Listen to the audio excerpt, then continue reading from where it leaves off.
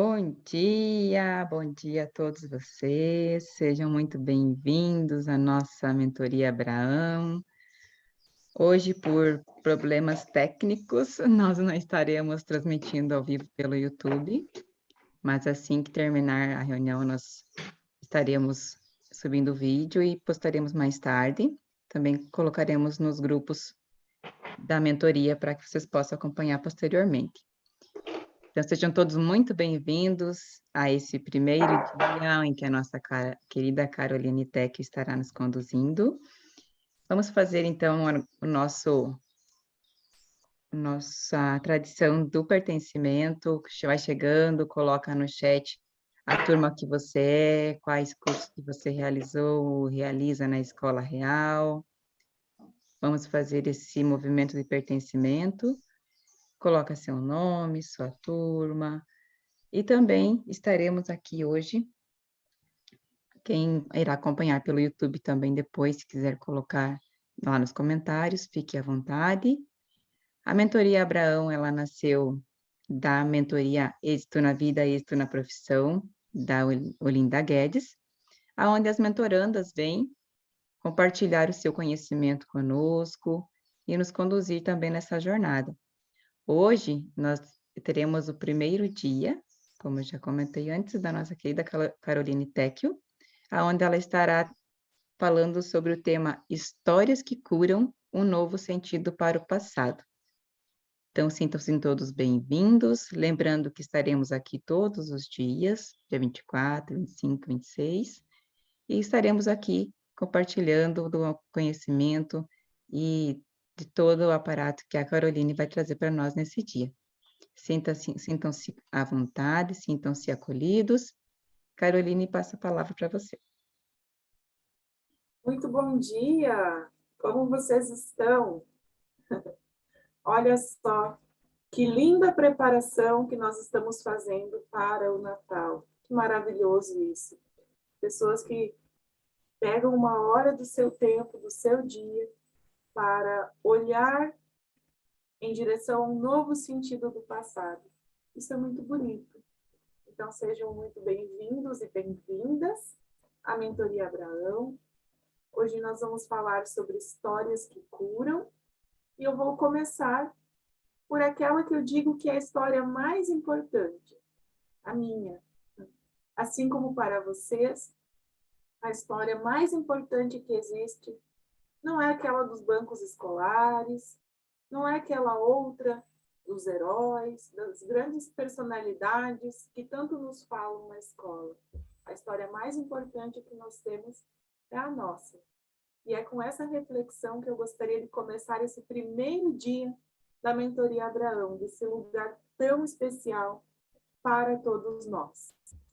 Bom, então eu vou me apresentar a vocês. Eu sou filha de um casal de agricultores familiares da região oeste de Santa Catarina, de Silvino Tecchio e Mercedes Tecchio. Também sou irmã de Andréia e de Bastiane, mãe de Laura, Lael, esposa de Diego. E das coisas que eu faço, uma delas é ser historiadora e também terapeuta. Pelo título, vocês perceberam que eu junto essas duas áreas do conhecimento para falar com vocês sobre as histórias que curam, sobre o novo sentido que nós podemos dar para o passado.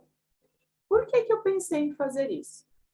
E muitas vezes nós nos afastamos do conhecimento da história pela experiência que nós temos, às vezes lá na escola, ou às vezes porque nós gostamos de alguma outra área e não entendemos muito bem qual é a função da história na nossa vida.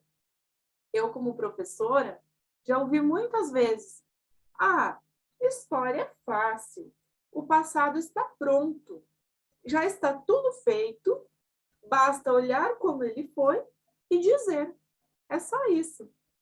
E eu faço um alerta de que história não é assim. Porque toda vez que a gente olha para o passado, nós vemos algo novo, não é mesmo? Seja o passado vivido como a nossa experiência pessoal, ou seja o passado daquela história da nossa nação, das relações políticas, das relações econômicas. Toda vez que nós olhamos de novo, nós vemos algo diferente.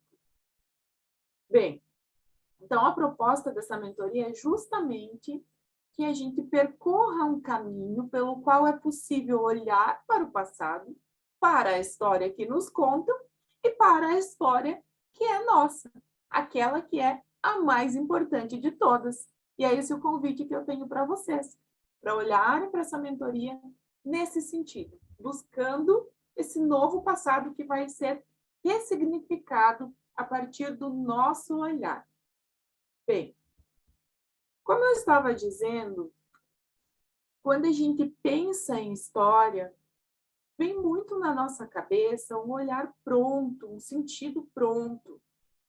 Geralmente, a noção que nós temos é de que a história vai tratar sobre o aspecto político, eu diria que é o que mais aparece. Quem nunca estudou com um quadro com o nome dos presidentes, ou então dos prefeitos, eu já digo no masculino, porque a maioria das lideranças políticas foram homens, e isso é uma questão histórica também, mas a gente estava adaptado a estudar daquela maneira. Até que, mesmo dentro do ensino formal da história, nós passamos a considerar que é preciso trabalhar com uma coisa chamada consciência histórica. Se vocês procurarem pela teoria, pela questão mais acadêmica, esse também é o termo, mas eu vou trazer aqui em outras palavras de fácil compreensão. O que é a consciência histórica? É ao contrário desse tipo de história que eu falei. É ao contrário da história muito engessada, da história dos grandes heróis, da história puramente política. Não que a história política seja um problema, mas quando a gente trata só de alguns nomes e esquece do todo, não ocorre um movimento muito bonito que nós que temos afinidades com as constelações sabemos qual é, o do pertencimento. Eu não me interesso por história se eu não estou nela. Por que é que eu vou aprender alguma coisa se não diz respeito à minha realidade, ao meu interesse? Por isso que eu digo, é impossível não gostar de história. O máximo que pode acontecer é você ter estudado uma história torta, uma história que não dizia nada sobre você. O que a minha história diz sobre mim? Eu ter sido filha de agricultores me traz com características de uma pessoa que gosta de pisar na terra, que mora numa cidade, mas procurou um cantinho bem perto do mato, que tem uma horta em casa, e muitas outras coisas podem ter certeza disso. Só para a gente ficar nas características mais fáceis de associar. Mas eu também posso falar de história, da minha e daquela que faz sentido na trajetória da nação, dizendo que eu nasci em 1986, no período de redemocratização do nosso país. Se eu nasci nesse período e com uma mudança cultural muito forte que veio associada a isso, vocês também conseguem entender por que meus pais não concluíram sequer a 4ª série e eles têm 2 filhas doutoras. E um filho que teve todas as possibilidades também e se realizou de outras formas. Por que 2 mulheres agora podem estudar? Isso tem relação, gente, quem for aí puxando na memória alguns acontecimentos, sabe que tem relação com um novo olhar sobre a mulher no nosso país, na nossa trajetória histórica. E isso é a minha história. Eu sou quem eu sou porque eu pude ser. E aí eu quero que vocês pensem junto comigo, e eu também já vou fazer algumas perguntinhas que eu quero a participação de vocês, para a gente ir conversando, mas pensem junto comigo em 2 diferenças que a gente costuma estabelecer. Quando a gente fala em história, nós vamos ter muito forte duas questões. A história e a outra é a memória. Bom, a história, ela é aquilo que os historiadores fazem dela, ou então aquilo que nós mesmos vivemos. Calma lá, que eu já explico onde chega a memória nisso. Vejam bem, todos nós aqui carregamos uma história de vida, uma trajetória pessoal, coisas que aconteceram conosco, que fazem parte da nossa história. Isso é a nossa história pessoal.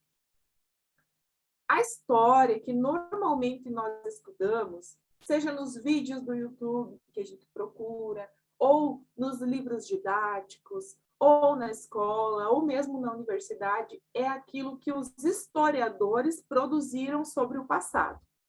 Porque quando a gente olha para o passado, nós não conseguimos ver tudo, de jeito nenhum, são fragmentos que chegam até nós.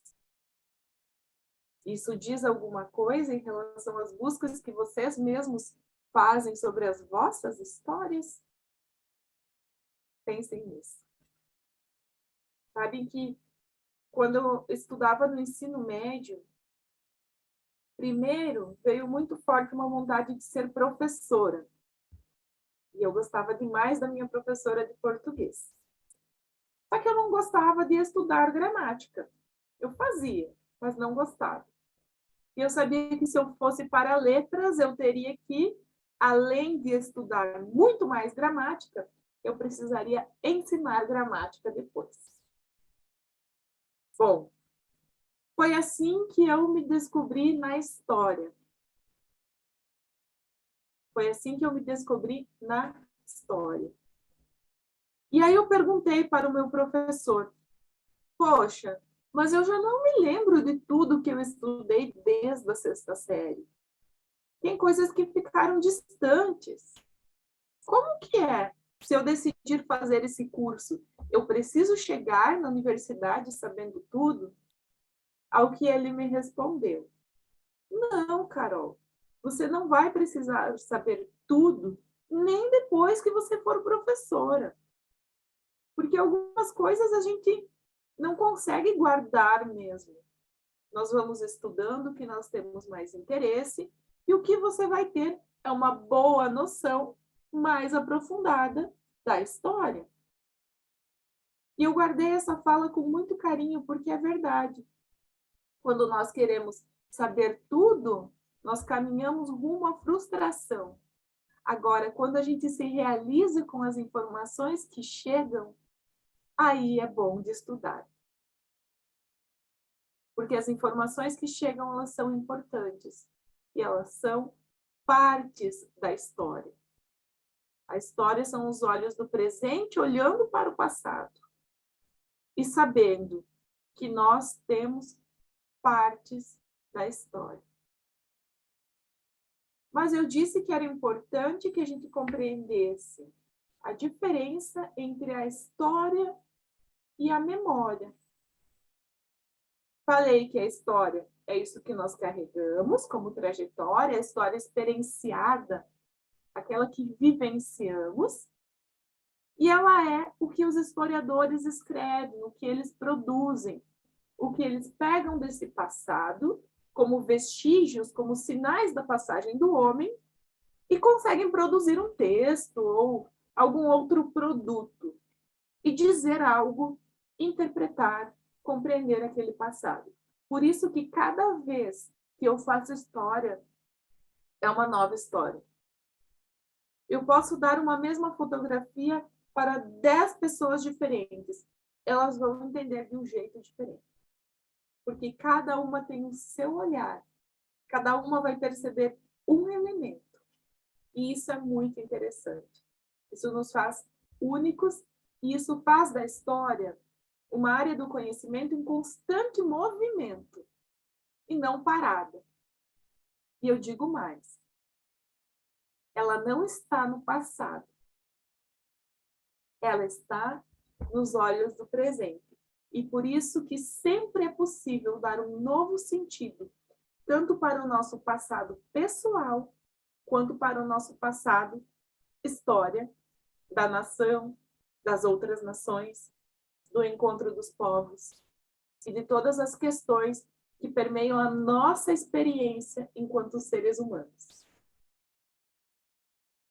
Bem, para a gente ir para uma outra parte dessa fala que eu me propus a fazer no primeiro dia, eu vou pedir a participação de vocês para responder a uma pergunta. Assim a gente vai se conhecendo, fica mais pertinho e sempre é mais agradável a experiência.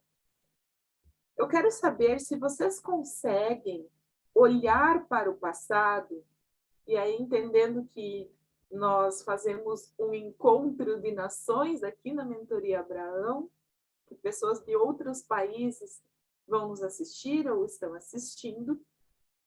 Eu vou perguntar se vocês conseguem olhar para esse passado e associar a trajetória de vocês com a história da nação na qual vocês vivem hoje.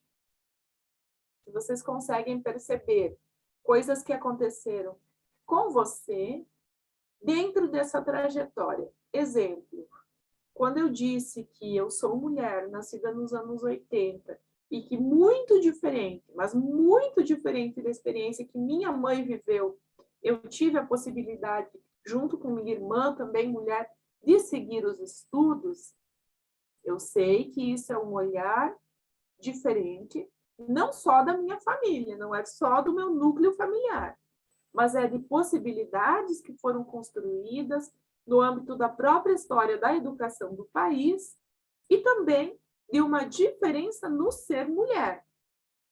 A mulher jovem que minha mãe foi, não pôde estudar. As mulheres jovens, Caroline e Andréia, tiveram todas as oportunidades para estudar.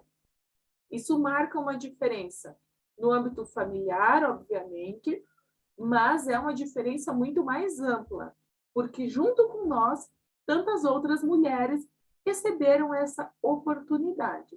É uma mudança cultural, uma mudança de objetivos da trajetória das mulheres. E vocês? Então, agora passo a palavra à nossa audiência, quem está aí, gostaria de relatar alguma experiência e me contar um pouquinho assim da sua história, eu vou ficar bem feliz em ouvir. Então, fiquem à vontade, acredito que umas 2, 3 pessoas, e aí eu continuo aqui. A Lídia, a Josane, vamos começar pela Lídia. Está aparecendo Olá, aqui. olá a todos, muito bom dia, eu sou portuguesa, estou em Portugal e pronto, logo aí há muita coisa para dizer, a ligação que há entre Portugal e Brasil, por exemplo, faz parte da história, mas faz parte do presente, tanto faz parte do presente que eu estou aqui com vocês, maioritariamente brasileiros. É assim, quando olho para a minha história, realmente, eu não apanhei o início da sua introdução, porque cheguei atrasada. Então, como cheguei atrasada, não ouvi, mas de qualquer das maneiras percebi que falou da mulher, e realmente aqui em Portugal, e eu faço parte de uma geração muito mais para trás da sua, eu nasci em 67, eu nasci pós 25 de Abril, que foi a passagem da República, aliás, da monarquia para a República em Portugal. Houve imensas mudanças a nível político e eu percebo que a mulher, na época, era muito reprimida, não lhe era permitido, pelo menos aqui em Portugal, e se calhar pelo mundo, né? Não é só aqui em Portugal, mas pronto, nessa altura a mulher era extremamente reprimida, tal como falou, a maior parte das vezes havia muita coisa que a mulher não fazia. Aqui em Portugal, por exemplo, a mulher não votava, a mulher não ia ao café, a mulher, havia toda uma série de coisas que a mulher nessa época não fazia. Foi muito complicado ser adolescente, numa altura pós 25 de Abril, em que já a mulher estava tudo a desabrochar, foi muito complicado, principalmente porque os meus pais vinham lá de 1920 e piques, ou seja, eu tenho uma diferença, eu já não tenho pais, mas tinha uma diferença de idade muito grande deles, e isto fez com que realmente ainda houvesse aí mais uma situação complicada, entre aspas, e este complicado eu coloco entre aspas, porque Foi desafiante, digamos assim, porque eles não estavam habituados a determinadas coisas, e eu fui sempre muito de ver para além daquilo que está aqui à minha frente, de ver para além do aparente. Eu vi sempre muito mais longe, vá. De miúda, fui sempre assim, de ver muito para além.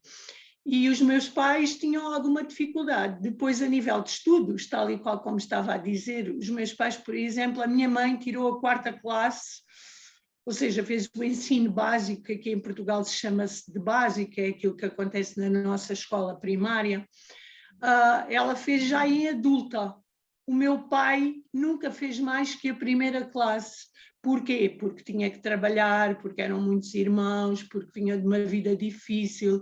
Felizmente ele depois conseguiu reformular toda esta parte, conseguiu aprender uma profissão, trabalhar nela, conseguiu alcançar prosperidade a nível pessoal e a nível financeiro e sentir-se realizado com aquilo que fazia, ser uma pessoa que até foi muito reconhecida aqui na minha cidade, onde eu nasci, que é onde eu estou, que é Estremoz. Ele acabou por ser uma pessoa muito reconhecida por aquilo que fazia. E no meio disto tudo, o que é que eu tenho para dizer? A história faz parte de nós. Agora, onde é que o Brasil, onde é que eu aqui para fazer a ponte?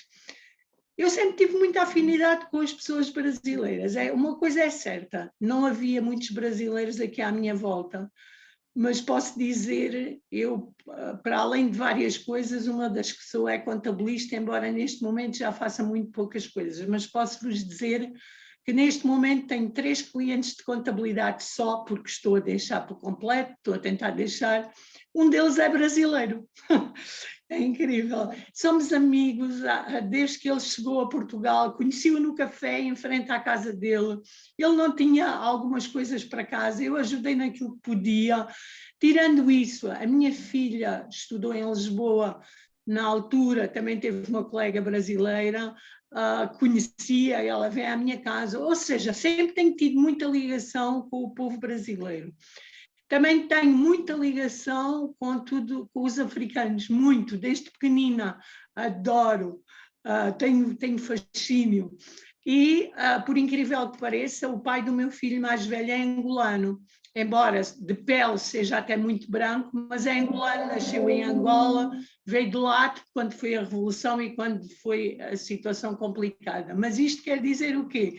Que realmente a história une-nos todos, nós todos fazemos parte do mesmo e, portanto, fazemos todos parte do mesmo barco, digamos que há um barco muito grande, uma bolinha a que chamamos mundo, não é? E todos fazemos parte. Às vezes estarmos a dividir que isto é assim e que isto é assado, não, e realmente a história ela é feita à medida da forma que nós olhamos para ela. E, portanto, ela está a acontecer agora, embora hajam factos históricos mesmo, que já passaram lá atrás, nós podemos, tal como a Caroline disse, podemos olhar, ressignificar, sentir de outra forma, modificar. E eu tenho feito isto na minha vida. Pronto, é por aqui. E vou deixar aqui espaço para mais alguém falar. Obrigado. Eu que te agradeço, que lindo, Lídia. Realmente, pelo menos nesse nosso contexto, porque é verdade que os conflitos étnicos, os conflitos entre nações, eles são do tempo presente, infelizmente. Mas aqui onde estamos, é possível que o encontro entre Portugal e Brasil seja muito mais leve e agradável do que já foi um dia. Os primeiros encontros dos povos nativos brasileiros com os portugueses não foram tão tranquilos, porque existia um estranhamento, um choque cultural muito forte. Hoje, já passados muitos anos, a gente ainda tem diferenças, sim, diferenças étnicas dentro do nosso próprio país, Brasil, e vocês sabem disso, mas nesse ambiente que nós estamos, é possível que esse encontro seja assim, seja de amizade, de reconhecimento, de pertencimento, de ver que vivem em mim tantas nações, tantos povos, e aí as coisas ficam realmente muito mais agradáveis, assim como a Lídia nos colocou. Somos amigos, vivenciamos experiências parecidas, olhamos para a nossa trajetória histórica, nesse caso como mulheres, e isso é muito agradável. Passo agora para a Josane. Eba! Bom dia para todo mundo. Enquanto você estava falando, sabe, Carol, eu fui fazendo umas anotações aqui e já fui ressignificando realmente alguns fatos da minha história, né? Por exemplo, eu vou começar falando do meu nascimento, né? Que foi um nascimento complicado para minha mãe. A minha mãe, ela é mineira e eles vieram com a minha mãe, com o meu pai, de Minas para o Paraná, né? Para Toledo, para desbravar, né? O Paraná. Então, ela conta que era sempre tudo estrada de terra, muito mato, e eles vieram para cá. E foram trabalhar em um distrito de Toledo chamado Vila Nova. E quando a minha mãe estava grávida, minha mãe casou com 14. E quando a minha mãe estava grávida de mim, né, que era a quarta filha, com 24 anos, com 7 meses de gestação, o meu pai morreu num acidente de trabalho. E eu nasci depois de 2 meses, né? Em 27 de abril eu nasci, meu pai morreu dia 23 de fevereiro, e eu nasci 27 de abril. E a minha mãe conta que ela ficou muito doente, que ela rompeu uma veia, assim, né, dentro do nariz, e que sangrava muito. E até hoje eu percebo que a minha irmã mais velha sangra o nariz, e às vezes a minha filha sangra, às vezes, o nariz. Então, eu acabei tendo esse insight. E aí, quando eu nasci, eu fiquei internada há muito tempo. Minha mãe fala que eu fiquei cerca de 1 ano internada, porque era muito fraquinha, e não podia comer, e tudo que comia fazia mal, e não sei o que lá. E um dia que ela foi me levar para casa, né, pegava, levava em casa e voltava. Era assim, pegava, levava para casa e voltava. E naquilo, né, sem saber se ia voltar bem ou não na próxima vez. E ela conta que ela parou, né, indo no caminho para casa, parou em frente a uma igreja e entrou. E falou então assim que foi, né, até o altar e disse que, Deus, então se for para minha filha morrer, então que ela não vai morrer de fome, que até então eu não comia, né? Quando alguém ia comer, a minha irmã me pegava e tirava de perto, né, e tudo mais. E aí eu fico imaginando, sempre que ela fala isso, né, me vem a cena do Rei Leão, quando nasce o Simba, né, e eles vão lá na Pedra do Rei para apresentar o bebê, e me vem sempre essa imagem, assim, né, minha mãe me apresentando. E eu tenho uma questão muito forte com a espiritualidade, e depois, né, de ter entrado aqui na Escola Real, eu atribuía a isso também, por conta dessa história que a minha mãe sempre conta. Eu sou nascida em 81, né, então eu passei por esse trânsito aí de muita inflação, então a gente também foi uma família, né, eu digo hoje, né, que se fosse hoje a realidade, né, de 81, nós estaríamos abaixo da linha da pobreza, com certeza.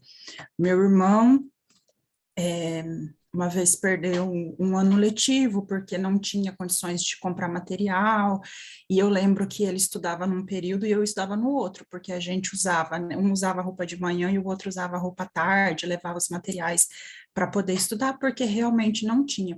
E aí eu percebo que hoje esse tipo de situação já não acontece mais, por conta, né, das melhorias que a gente teve na educação, na distribuição de material, aqui mesmo onde eu estou, em Maringá, eu percebo, né, que distribui bolsa, sapatos, enfim, né, tudo para poder subsidiar aí as famílias carentes para poderem não parar de estudar. Então, eu percebo isso também na minha história. Outra coisa que eu percebo na minha história é que eu comecei a trabalhar muito cedo, quando eu entrei no primeiro ano do 2º grau, né, eu fiz profissionalizante, eu fiz o auxiliar de enfermagem, e aí em setembro eu já comecei a trabalhar. Então, eu trabalho na área da enfermagem, eu falo que eu trabalho mais da metade da minha vida na área da enfermagem, né? Que eu comecei a trabalhar com 14, hoje eu tenho 40, então já faz um pouquinho de tempo que eu trabalho com pessoas. E aí eu percebo que isso também hoje já não é assim, né? A gente vê que tem o jovem aprendiz, tudo isso, mas tem todo um sistema, né? Uma forma de acolhimento e tal para esses adolescentes, para esse trabalho. E aí, uma coisa também que me chama bastante atenção sobre relacionado aos meus estudos, que eu fiz doutorado, terminei esse ano o doutorado, na enfermagem também, com as práticas integrativas, que eu tenho muito orgulho, acho que eu fui a primeira pessoa a fazer um doutorado na enfermagem, com o uso das práticas integrativas, então eu me vejo sempre uma desbravadora, né? Assim como a minha mãe e meu pai, quando vieram lá de Minas. E na primeira vez que eu entrei no mestrado, eu fiz um mestrado relacionado à mortalidade infantil. E foi em 2012, para terminar em 2015. E aí, quando eu fiz as avaliações, né, todas as causas de mortes, né, dos bebês, eu olhei assim e falei, nossa, olha só, se fosse em 81 já nem era para eu estar aqui mais, né, porque todos os determinantes, os fatores de morte prematura eu tinha, quando eu nasci em 81. Então, a minha mãe, né, quando ela fala assim, não morreu porque Deus não quis, não morreu porque é teimosa, taurina, né? Realmente, eu tenho, né? Quando eu nasci, eu tinha todas essas características do óbito infantil, mas a gente fala, né, que quando as coisas não acontecem com uma pessoa só, é um outlier, né? Então, eu sou um outlier. De tudo que poderia acontecer, não aconteceu comigo. Então, eu sigo aí, né? E depois, nos estudos, continuando, sempre fico lembrando, assim, que eu era pequenininha lá em Toledo, lá na escola Borges de Medeiros. Meu Deus, é linda essa escola lá. E aí eu lembro que eu sempre pensava assim, pequenininho, eu lembro assim, não, eu tenho que estudar porque é o estudo que vai fazer a diferença na minha vida. E desde criança eu sempre tive esse pensamento. E a minha mãe também não teve oportunidade de estudar, né? Ela estudou antes agora da pandemia, ela estava terminando o EJA, e algo que me tocou assim também relacionado à minha mãe, outro dia conversando com ela, ela falou assim, quando a minha avó morreu, porque os pais dela vieram primeiro para o Paraná, e ela ficou com os avós lá em Minas, né? Ela falou assim, quando o meu avô morreu, eu fiquei, quando era criança e tal, eu fiquei igual um cachorrinho, assim, na casa das pessoas, de casa em casa. E aí, outro dia eu estava pensando, né, que ela tem uma casa e está enrolada a escritura e não consegue fazer a escritura. E eu fiquei pensando nessa frase que ela falou, né, desse sistema, né, de não ter casa, de estar de casa em casa ainda como um cachorrinho. E aí eu comecei a fazer um trabalho, né, terapêutico aqui em casa, para ver se a gente consegue ajudar o sistema, contribuir com o sistema. E agora, depois de velha, como diz a minha mãe, né, ela tá estudando e tá super feliz. Eu acho que deixa eu ver, é isso, né? Também já me mudei bastante, já fui para o Paraguai, já estudei lá um pouco, já voltei aqui para Maringá, e eu fiquei lembrando, eu morava do lado de um centro japonês em Toledo, e aí hoje, né, 20 anos atrás, eu vim para Maringá, que é a maior colônia japonesa no Brasil. Fiquei bem impressionada e bem ressignificante. Gratidão. Olha só, Josane, estou pensando aqui por onde eu começo. Quantos pontos ligam a nossa história? Também concluí meu doutorado neste ano, mas na área de história. Já compartilhei com algumas pessoas que estão aqui que eu tive uma crise existencial muito forte quando concluí a graduação em História, porque apesar da vontade de ser professora, eu dizia assim, mas eu queria ter feito enfermagem. E eu encontrei a enfermagem que eu queria nas práticas integrativas, e eu sei que esse era um anseio da minha mãe, e várias coisas que ela não pôde realizar. Eu consegui ver que ela realiza em mim, e isso é muito bonito. Bom, eu moro em Guarapuava, no Paraná, atualmente, mas eu sou da região oeste de... Ai, travou.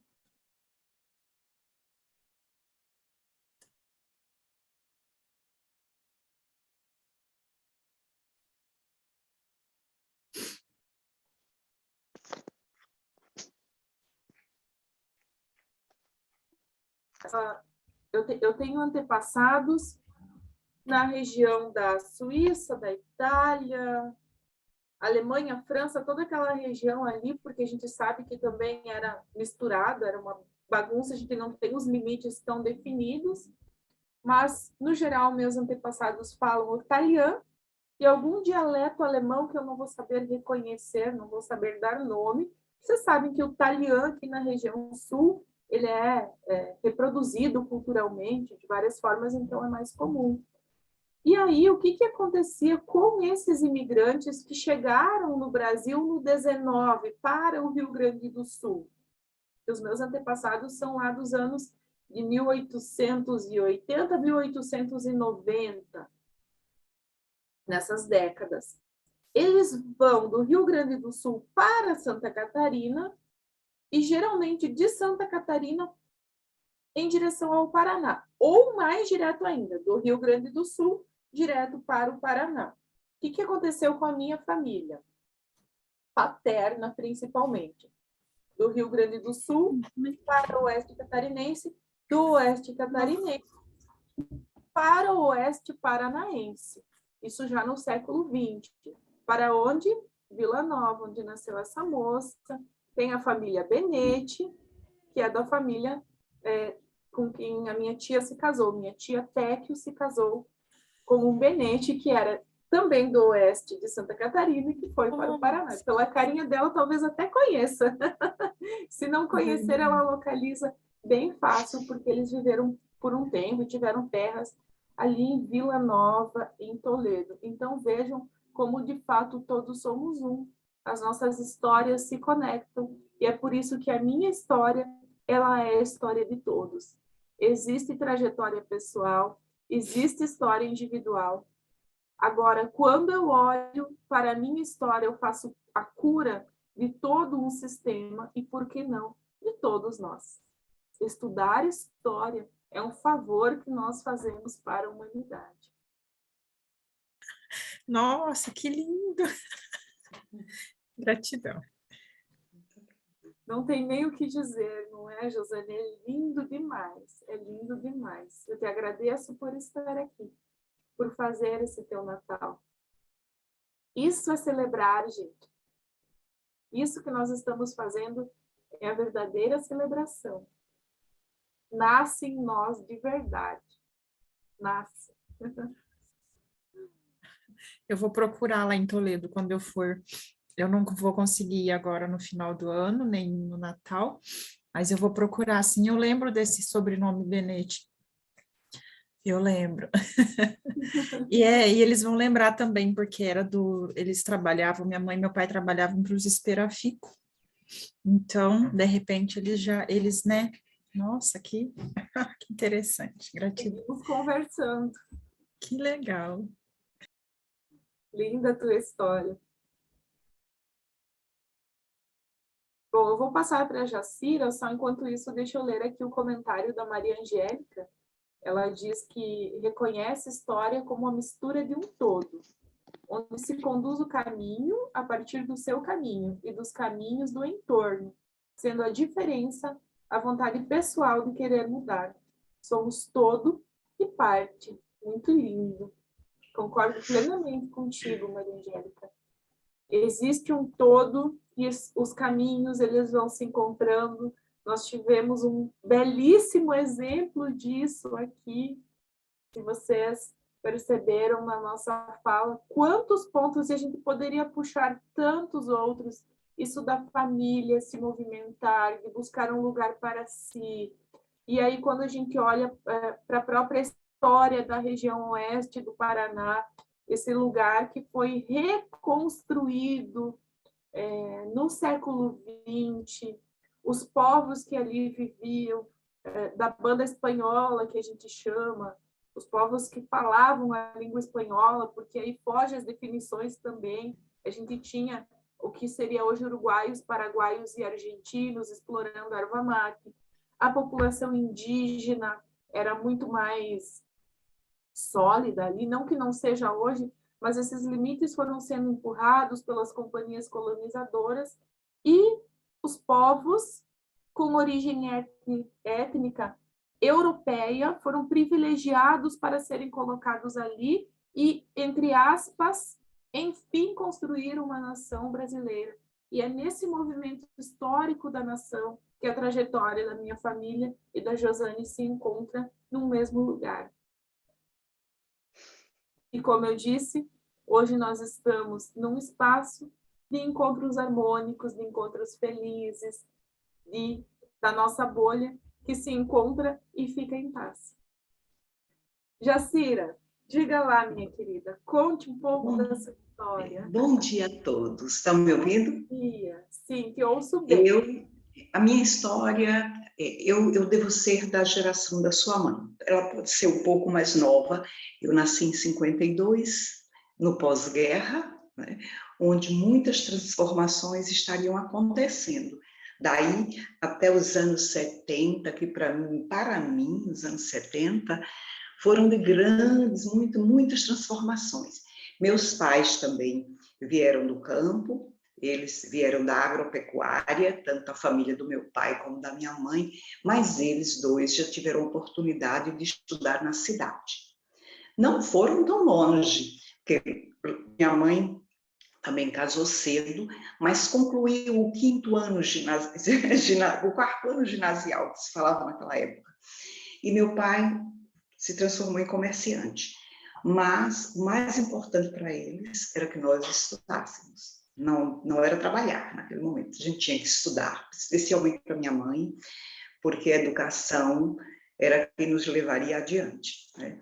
E ela promoveu um trabalho muito bom, assim, ela abriu as portas da casa dela para todos aqueles sobrinhos que ficaram lá na fazenda.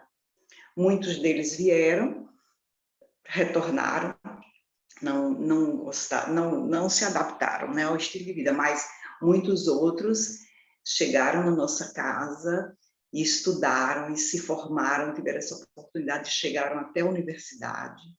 Ela teve também todos os 5 filhos indo para a universidade, rompeu uma barreira diferente, mesmo morando no interior da Bahia, em Juazeiro, Bahia, onde nós tínhamos pelo menos uma faculdade de agronomia e outra faculdade de filosofia.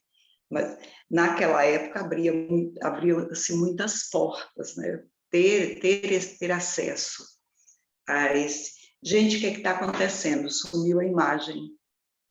Nós tivemos. Pronto. E eu vivi tudo isso, eu também, eu fiz 3 faculdades, mas me identifiquei com a educação de adultos. Foi onde eu cheguei, em educação de adultos, me identifiquei. Hoje também estou no ramo, estou nas terapias, buscando autoconhecimento, cá estou nas terapias. E falando da história que você fala, sobre toda a imigração no sul do país, como se fez esses povos, a junção desses povos, as lutas, são coisas que cá não conhecemos, né? Essa história é passada para nós conhecemos aqui. Eu vivo no semiárido do Nordeste, apesar de ser uma região hoje da fruticultura, que é Juazeiro e Petrolina, onde a fruticultura irrigada dá emprego para todo mundo, mesmo o país, nessa situação que está passando aqui, não tem desemprego, não tem desemprego. Mas, falando de mim, eu vivi tudo isso, eu vivi o topless, né? Mesmo a gente vivendo aqui numa cidade pequena, mas eu fui para Salvador é a capital, e a gente já entrava nos movimentos, eu conheci vários movimentos, né? E fomos uma geração um tanto diferente, uma geração que rompeu muitas barreiras. Era disso que eu queria falar, mas maravilhoso o ressignificar o passado. Ontem mesmo, a mentora colocou aquela série Anne, que está na Netflix, uma série linda de uma menina também, que não tem nada, vive num asilo, sendo jogada para lá e para cá, não é uma família quer, mas ela não perde o bom humor, ela não perde a vontade de crescer, a vontade de estudar. Ela estuda até o Manual de Bombeiros. Por não ter outros livros, ela estuda o Manual dos Bombeiros. Obrigada, querida, e vamos lá. Eu que te agradeço, Jacira. Realmente foi muito bonito, porque parece combinado e não foi, mas de alguma forma é, porque a Cenice da mentoria anterior, ela trouxe muito forte a história dela. A história dela dentro das terapias, mas é uma história de vida. E um exemplo maravilhoso de como se encontrar, de como estar disponível para ser quem se é e se colocar a serviço. E isso conecta totalmente com a proposta que eu trago desse olhar em relação ao passado, que não é a história dos outros, é a nossa história. E olha, Jacira, o meu primeiro trabalho formal como professora foi na educação de jovens e adultos, num asilo, e eu tenho muito orgulho de dizer que eu já tive um aluno de 92 anos. Foi maravilhoso, eu trabalhei no Paraná alfabetizado lá em 2008, e aí eu me conecto contigo na questão da educação dos jovens e adultos, que é uma experiência fantástica. Quanto nós aprendemos, quanto nós aprendemos. Foi um período lindo, onde eu cresci demais como educadora, e foi o que construiu a minha base desse ser professora. Foi com esses adultos, bem adultos, maravilhosos que eu tinha, e eles foram meus grandes mestres. Todos os dias que eu os encontrei, eles eram os meus mestres. Eles me disseram como ser professora. É um outro olhar. É um outro olhar. É um outro olhar. E a gente costuma dizer, professor que dá conta de um 6º ano faz qualquer coisa. Foi com esses adultos, como eu disse, bem adultos, que eu aprendi a me colocar como professora, a estar pertinho deles, a conversar. É muito importante mesmo.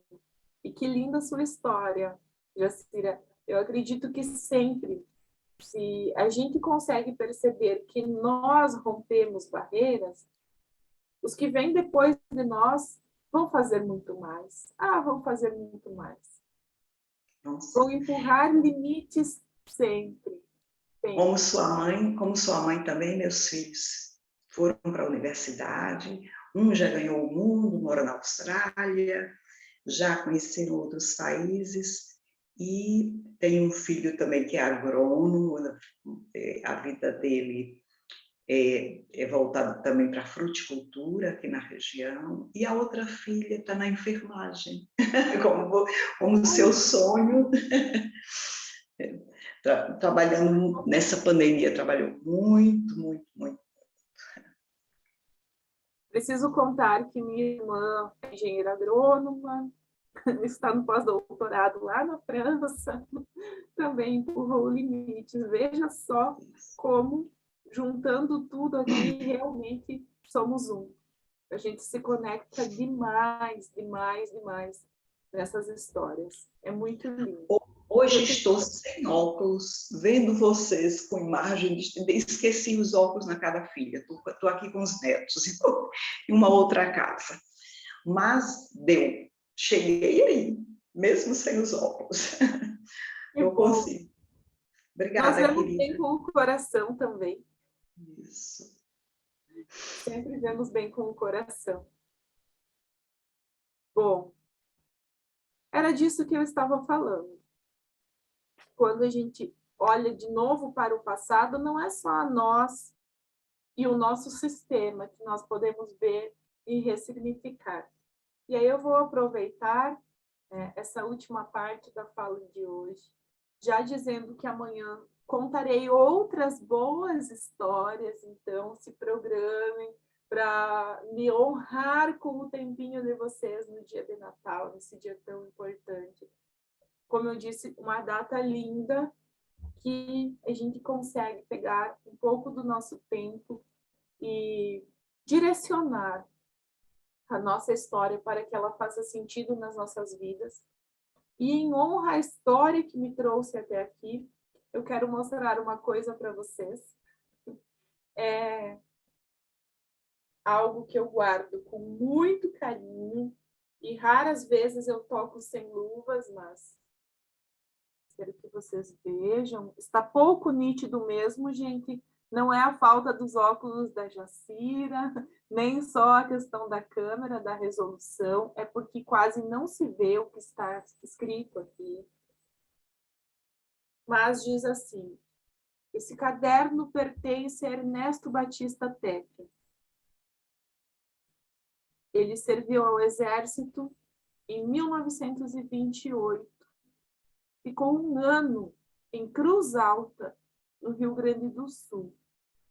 O jovem Ernesto Batista Teca, em algum momento que nós não conseguimos localizar na história do Rio Grande do Sul, e Borges de Medeiros, que dá o nome à escola onde Josane estudou.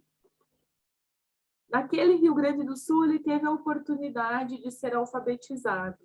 Provavelmente não no Exército, porque ele já, como eu disse, provavelmente pela letra, pelos vestígios que nos deixam o passado, ele já deveria saber ler.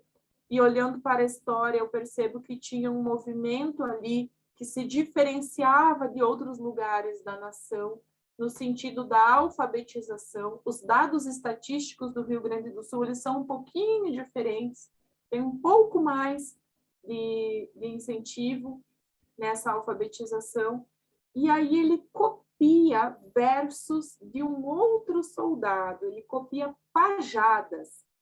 Para quem já ouviu falar nos CTGs, naqueles versos que são declamados, bem da cultura oral, gente. Hoje isso é reproduzido de modo folclórico, de modo de revalidação de costumes, de cultura, de uma cultura toda construída e, como é que eu posso dizer, e moldada para dizer quem é o gaúcho. Não é o mesmo gaúcho que ele cultuou aqui, o antigo gaúcho, aquele que vivia na região do Pampa, não só brasileiro, mas também do Pampa argentino, uruguaio, aquela figura do homem que andava a cavalo, do vento. Esses versos são típicos daquela região, daquele passado, e eles eram usados na oralidade. Como eu disse, por algum motivo, o meu avô se interessou em escrever. Ele escreveu versos que não foram da autoria dele, eram da autoria de algum outro soldado que eu não identifiquei o nome, embora eu tenha buscado bastante. Eu não sei quem era essa pessoa. Eu sei que foi um soldado que combateu os tenentes durante o Levante Paulista de 1924. Bom, para situar vocês de qual momento histórico é esse e de por que eu fui estudar história, que meu avô me deixou um caderno lindo, maravilhoso. Em 1924, o Exército Brasileiro e a Força Pública, que nós chamaríamos hoje da polícia, que vai mudando de nome, ano por ano muda de nome, vai se dividir entre legalistas e, entre aspas, revolucionários, rebeldes, tenentes. Aí tem várias nomenclaturas e cada uma delas tem um sentido muito forte, por isso que eu digo entre aspas. Nós vamos chamar aqui de legalistas e tenentistas. Os tenentes querem mudanças de ordem política e os legalistas defendem a manutenção do poder instituído. Fato é que aquele soldado estava no exército, alistado, e se mantém com a sua guarnição, ou seja, o seu comandante se mantém legalista e ele também segue esse movimento. Porém, nas poesias que ele faz, existe uma nada sutil crítica ao sistema. E ele fala desse ser soldado raso, dessa questão da subalternidade dentro do exército, de todas as condições que eles eram expostos. E, em várias passagens dessas pajadas, ele faz uma reflexão que todos nós, cidadãos, devemos fazer sobre o passado e sobre o tempo presente. Ele diz assim: ora, nós, soldados, submissos às leis do regulamento, somos tal qual pandorgas, vamos para onde vai o vento. Quero dizer, eu estou aqui, eu estou lutando, marchando pelo que ele chamava de sertão. O oeste paranaense foi muito definido com essa nomenclatura de sertão.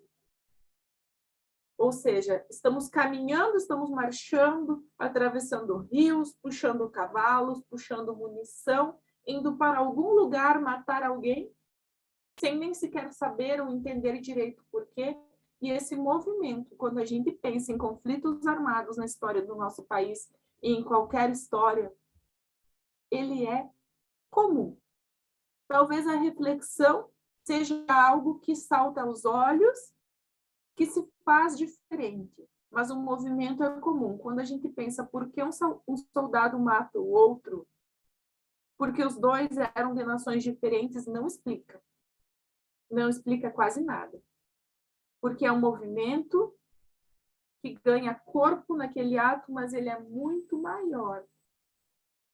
É ir onde vai o vento, e a gente precisa pensar nesse movimento, nesse jogo de poder pelo qual passa a vida dos soldados. Como eu disse, ele me trouxe até a história, deixando a mim um caderno. Existia uma caixa com muitos documentos escritos pelo meu avô. Entrou ratos nessa caixa, eles não eram cuidados com zelo, a família era do interior e não tinham o apreço que nós temos hoje. Com o conhecimento que nós temos hoje, digo nós, o grupo, porque se a gente olha de novo em um contexto maior, nós sabemos que não há um zelo tão grande de preservação pela documentação histórica, pelos monumentos, enfim. Mas a gente entende que algo escrito à mão pelos nossos antepassados é muito valioso.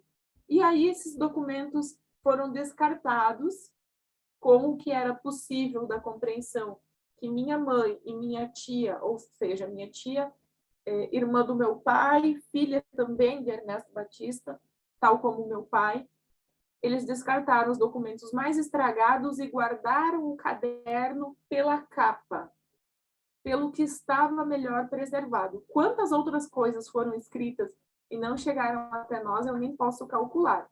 Agora, chegou o que tinha que chegar. Chegou um documento histórico que me fez olhar para ele e dizer assim: já que lá na escola, aleatoriamente, e você sabe que não foi tão aleatoriamente assim, eu decidi, eu escolhi, olha que original isso, eu escolhi fazer história, eu vou levar comigo o caderninho do vovô e vou ver se eu não consigo fazer uma pesquisa com isso. Lá fui eu para trabalho de conclusão de curso, para a dissertação no mestrado e abri as portas para o doutorado também com esse caderno de anotação. Por quê, gente? Porque quando eu olho para a história e eu sei que ela não é só minha, que ela é de todos, eu consegui, a partir da escrita do meu avô, produzir história que eu diria que ela é relevante para todo o nosso país, porque ela revela, ela traz à tona essa questão do soldado raso, dos conflitos armados. E quando a gente pensa em história, gente, primeiro nós falamos da questão desse movimento da migração. Agora, também é verdade que, geralmente, os conteúdos sobre as guerras, sobre os conflitos, também é bastante evidenciado, porque a nossa história do Brasil, ela é feita com armas na mão. Ela é feita com armas na mão, com disputas, com jogos de poder, e acaba se sobressaindo bastante também na produção. Não que só exista isso, a gente pode olhar para elementos da cultura, afinal, faço uma história bem mais cultural do que política. Agora, de qualquer forma, todas as regiões por onde nós passamos, nós vemos que existia conflitos. Aqui onde eu estou, bem pertinho, na região de Pitanga, onde nós também temos colegas que estudam na Escola Real, em 1923 teve conflito armado com a população indígena e foi, como diriam os nascidos em Guarapuava, uma mortandade terrível. Tá? Isso é muito sério. Bom, puxando para como nós começamos o nosso dia, já que nós vamos já se encaminhando para os últimos minutos desse nosso lindo primeiro encontro, eu quero mostrar para vocês algumas dessas paisagens, alguns desses versos. Meu avô, em 1928, anotou assim lá no seu caderno: produzido de autoria, como eu disse, de outro soldado. Ele copiou o que alguém declamou para ele, muito provavelmente. Tudo que ali se passou não pôde apenas escrever, porque a bala de canhão no sertão chega a gemer. No entanto, não há dia, e talvez nenhum momento, que não se firam combates bem perto do acampamento. Tudo que ali se passou não pôde apenas escrever. Guardem esses versos, porque tudo o que nós passamos não pôde apenas escrever. Não pode a caneta escrever. Não pode o computador escrever. Só que você sabe que está aqui, que nós carregamos, o que nós chamamos nas constelações da memória epigenética. E aí eu pergunto, se tudo que ali se passou em 24 não pôde apenas escrever, se tudo que eu tenho sobre a minha vida não pude eu registrar, o que eu posso fazer? Porque ainda assim, os meus olhos curiosos e insistentes se voltam para a história. O que eu posso fazer? O que eu posso fazer? Qual história eu vou contar? Ou, porque eu não posso escrever tudo, eu não vou fazer nada? E eu faço esse convite a vocês. Que cada um olhe de novo para a sua história, para os seus antepassados.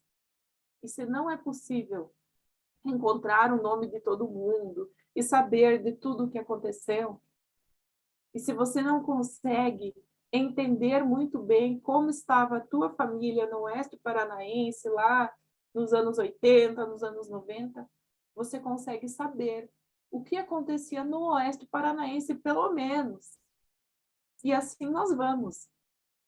Ou em Portugal, ou no Nordeste, ou seja lá onde vocês estiverem. Às vezes a gente quer específico aquele ponto, e não é aquele ponto que vai nos ser revelado. Só que eu consigo olhar para um contexto maior, e se eu sei que todos somos um, quando eu trago para a consciência algum processo histórico, eu estou vivendo um processo de cura. De cura. E eu convido vocês a fazerem esse movimento hoje Eu sei que nós temos uma celebração, né, de cunho religioso muito sagrada. Tem mais essa experiência linda para o nosso dia. Amanhã, de novo, o coração está em festa. E algo bom nasce em nós. Precisa nascer em nós, precisamos dar esse lugar. E nesse mesmo movimento, vejam o renascer da trajetória histórica de vocês, que carregam a história mais importante de todas. Eu vou dar um espaço, se alguém sentir no coração, se quiser dizer mais algo, e a gente já vai encerrando.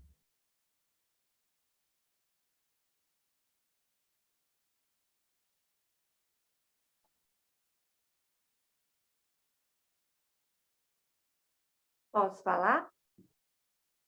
Por favor. Eu queria apenas dizer assim, você colocou agora uma situação histórica, né, da humanidade, que hoje é um dia, né? Amanhã é um dia muito importante para muitas pessoas no mundo todo. E para outras, não. E para outras, não. Mas você tinha colocado da situação do todo. Na verdade, nós somos todos em um. Seja esse um quem for, nós somos parte desse um. E isso é muito importante. Nós vivemos num país em que é uma dificuldade de, às vezes, até compreendermos uns aos outros, porque viemos de tradições diferenciadas, lugares diferentes, culturas diferentes. Então, assim, o Sul é absolutamente diferente do Nordeste. É completamente diferente em todos os aspectos, mas em um aspecto não é. As falas das pessoas que colocaram hoje são as minhas falas. São as falas de outros nordestinos, do Norte, do Nordeste, do Sudeste, do Sul, do Centro-Oeste. Porque a divisão de tempo, ela é para todo mundo. Então, assim, a minha família também foi assim. A minha mãe com 12 filhos e meu pai, e aí saímos do interior do Ceará para vir para a capital. Por quê? Porque todo mundo tem que ser gente. O que era gente? Estudar. Não tinha lápis, não tinha nada, mas tem que estudar. E aí todos nós nos formamos também. A Jacira falou, né? E nós somos 12. E todos os 12 se formaram. Tem muitos doutores, tem muitos poetas. Então, assim, o que foi colocado hoje foi algo que é muito, muito pessoal. É muito pessoal. Aí eu tenho enfermeira, eu tenho historiadora, eu tenho um monte de situações que são colocadas no contexto da nossa vida pessoal. E aí eu digo, professores, e aí eu coloco assim, que aquela minha fala de dizer que somos todos e somos um, é porque somos mesmo. Indiferente de que você esteja num contexto muito, muito alto, em produtividade, em conhecimentos, né? Então, assim, o meu filho é doutor, ele era da arquitetura, foi doutor na ciências políticas, e aí é um historiador de mão cheia, porque ele sabe história mais do que... Assim, a vida dele foi entrar na história. E aí eu digo que realmente nós nos conectamos, é o mundo. Se você parar e olhar o seu entorno, você às vezes até acha que não é, mas quando você começa a escutar, e eu me chamo de escutadeira, eu gosto muito de escutar, realmente, eu me chamo de escutadeira porque eu sei que sou. E aí, olhando as histórias, se você for pedir para qualquer uma de nós colocar as situações pessoais pontuadas, né, O que aconteceu? Se fizer um levantamento, você vai identificar coisas absolutamente semelhantes. Aí eu chamo isso de história. E a história de hoje é que, para muitos não, mas para muitos sim, né? Vem um menino amor que chega para quê? Para ressignificar uma série de situações que pode até não ser possível para alguns, mas para muitas pessoas são. E aí eu desejaria só para todo mundo, especialmente para você, né, que está aqui nos presenteando, um Natal de muita luz, luz para todos, solzinha, estou aqui, gosto muito da Sol, a Sol é maravilhosa, a Lídia, a Jacira, a Josane, Ana, Fátima, Celeste, todo mundo, Cirlei, Celeste, todos que estão aqui, Jacira, Marilene, todo mundo, Cenice. Por quê? Porque nós somos todos e somos um pedaço de todos. E essa mentoria, ela com certeza, eu agradeço a professora Olinda Guedes, porque essa mentoria, ela é terapêutica. Ela é terapêutica. Ela é completamente, Vanusa querida, que está aqui nos presenteando com seu carinho tão maravilhoso, né? Veio aqui substituir a Cizume, mas assim, de um carinho imenso. E aí eu digo, né, que esse momento de manhã, ele é curador.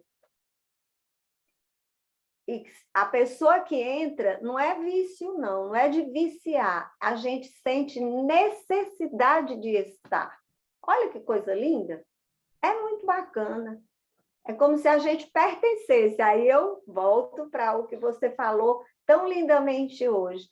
Somos todos, mas a gente é porque é um pedaço de algum lugar que está em todo canto. Muita gratidão, muita gratidão.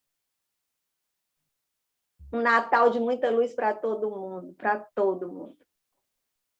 A Maria Angélica sabe que quando ela fala eu me emociono, porque toca profundamente meu coração por vários motivos, que daria uma longa história aqui.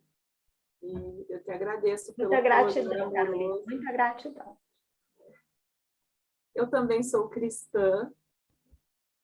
Para quem não é cristã, eu diria que o menino chega de qualquer forma, ele nasce, porque é um olhar, é muito mais do que o que aconteceu em si, é tudo o que ele significa hoje, é o que ele é em nós.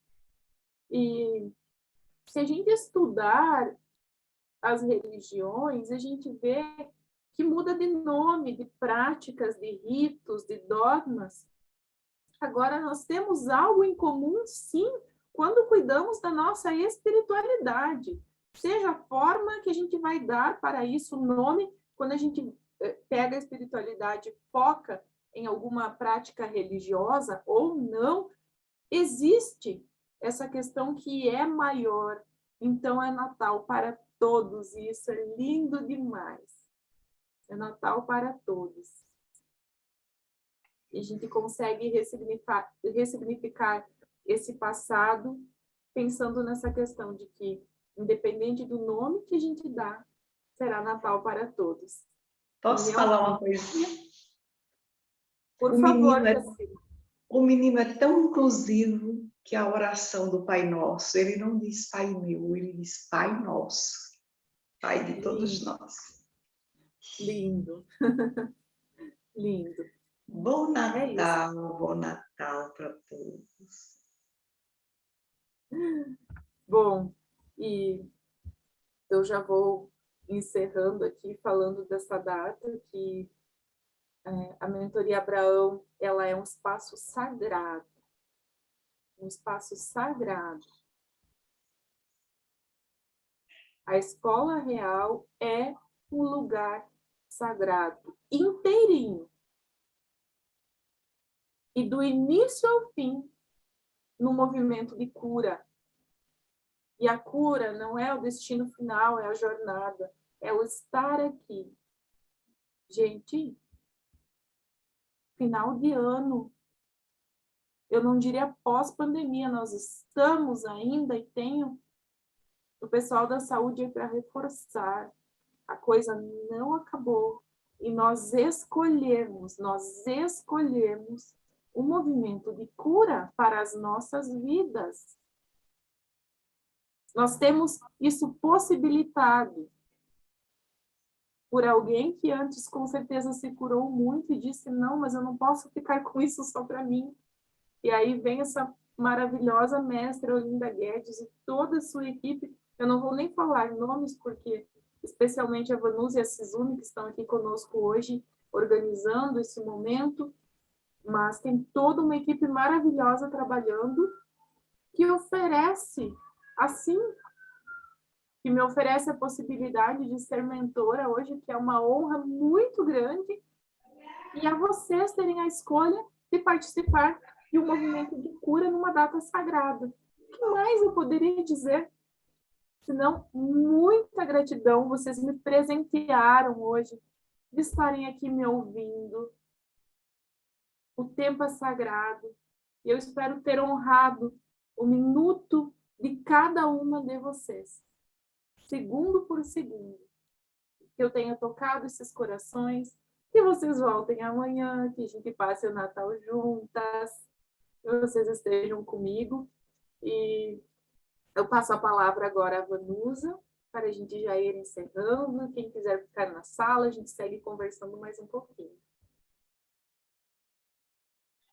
Muita gratidão, Caroline, que momento lindo, realmente é um movimento muito constelatório. Gratidão a você que veio hoje nos agraciar lindamente com esse resgate histórico de forma sistêmica, onde realmente nossas histórias se conectam e tudo é história, né? Realmente tudo é história, é lindo, é maravilhoso ver esse movimento, onde realmente todos nos encontramos em algum momento, em alguma parte da vida e nos tornamos um só. E isso é lindo, realmente é lindo, é divino, isso realmente é divino. Então, agradecemos a todos que permaneceram conosco nesse primeiro dia da mentoria da Caroline, lembrando a todos que estaremos aqui amanhã, domingo e assim sucessivamente, todos os dias das 7h30 às 8h30. E é que essa mentoria, ela nasceu no coração da Olinda e está aqui como presente para nós todos os dias, aonde essas mentorandas maravilhosas vêm nos inspirar com as suas histórias, com as suas jornadas, e realmente para tornar esse mundo mais saudável, mais próspero e mais feliz. Gratidão a todos. Nós estaremos depois subindo o vídeo para o YouTube. Na descrição do vídeo tem os links das redes sociais de Olinda Guedes. Se você que está nos assistindo no YouTube ainda não segue, segue nosso canal, o canal da Mentoria Real. Também se inscreva, né, no canal. Se você está depois assistindo pelo YouTube e quiser participar da aula no Zoom, manda um direct nas redes sociais de Olinda Guedes, que nós encaminhamos o link do grupo da Mentoria Abraão para você, que o link da mentoria ele é enviado somente nos grupos da mentoria, no grupo do WhatsApp. E também lá no link da descrição do vídeo tem a rede social da Caroline. Se alguém quiser conversar com ela, manda um direct, quiser saber mais sobre a sua história, sobre a história da Caroline, que lindamente nos apresentou hoje, fique à vontade. E realmente foi muito inspirador ter essa véspera de Natal com essas histórias lindas que realmente encantam a nossa vida e nos conectam em algum lugar no universo. Gratidão a todos, sintam-se sempre bem-vindos, retornem amanhã conosco e estaremos aqui lhe esperando. Fiquem à vontade, um excelente dia a todos.